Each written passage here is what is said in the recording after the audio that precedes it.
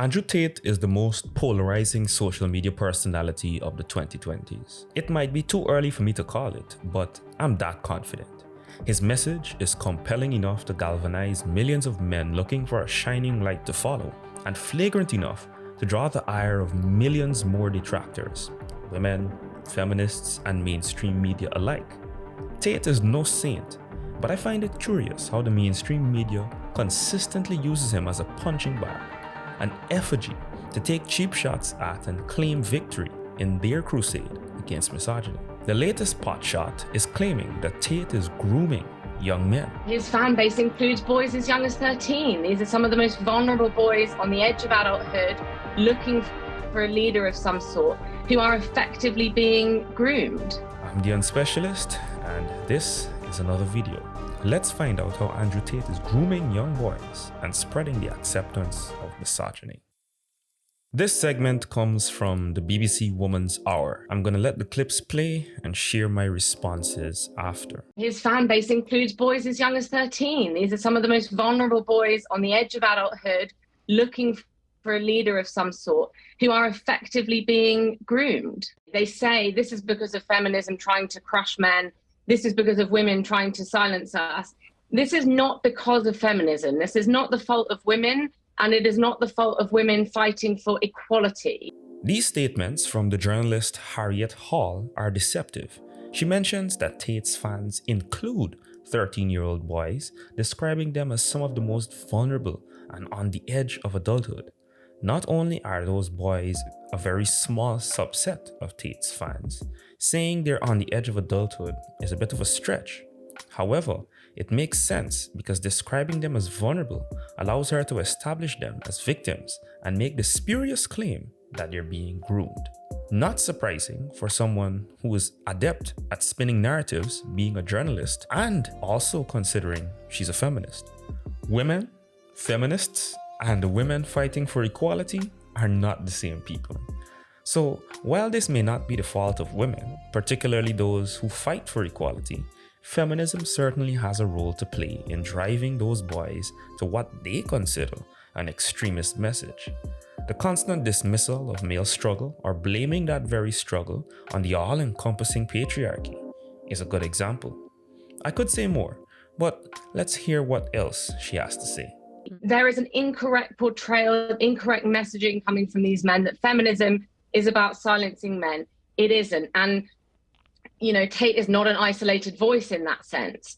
While we talk about him and call out individuals like him, I think we need to not let it distract us from targeting the real structural problem here. This is one massive interconnected web that tries to force women into a position of subjugation. These aren't isolated voices. This is a widespread acceptance of misogyny that we see online, but in wider society. Here you can see Harriet claim that feminism is misrepresented right before she blatantly misrepresents the opposition by claiming that they're trying to force women into a position of subjugation. That ridiculous claim is hardly possible in a society that actively supports feminism and restricts any opposition. YouTube as a platform is a good example. Hence, there is no widespread acceptance of misogyny. Voices that are branded misogynist are met with condemnation and ridicule. Misandry, on the other hand, is often overlooked or even explicitly dismissed by popular feminists and political figures. Phil Mitchell, a user on Twitter, stated it perfectly. It's essential to evidence misogyny and misandry rather than assuming it because the aggressor is one sex and the target is the other. Let's continue. We've had a text in from Kate, which I want to bring in, and I'd like both your opinions on this. Kate says, I've tried discussing Tate in a calm and reasonable manner with my son, but the power of social media is too great, and I feel my son is losing all sense of reality. Any advice gratefully received? I always say try to address these attitudes as early as possible. Try to engage in a constructive dialogue. Don't try to blame your child. I think that is very important, and be very empathetic because a lot of emotions are involved in that as well. So I think really try to listen and try to understand why they are attracted to what Andrew Tate is saying or similar people. So I really think understanding the psychological needs, why people are drawn to his narratives are really important. So to tackle the root cause. So the mother is concerned that her son is listening to Tate and losing sense of reality. Dr. Rottweiler says that these behaviors need to be addressed as early as possible. I wonder what that addressing looks like. Does that mean a critical examination of the facts or the reality her son experiences? Or is it going to be a feminist indoctrination, removing any space for him to think for himself? Does the boy have a father? How about letting him handle the conversations about manhood and masculinity? Let's see what else they have to say, because I'm not certain that they truly understand the young boy's psychological needs or the cause of the schism. I think, as Bettina said, it's about having frank and open conversations. It's not shaming. It's pointing boys towards one of myriad alternative positive spaces where they can speak to people, and ultimately reiterating that one ostensibly innocent share or like or follow can actually be a gateway to this mainstream normalization of violence against women. Whoa, whoa, whoa, whoa. How did we get to mainstream normalization of violence against women?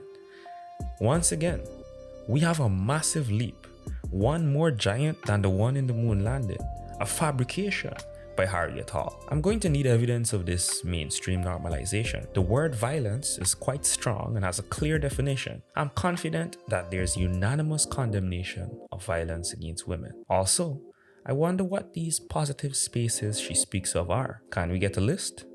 I firmly believe that those positive spaces and conversations should start at home, with family, fathers, uncles, brothers, etc.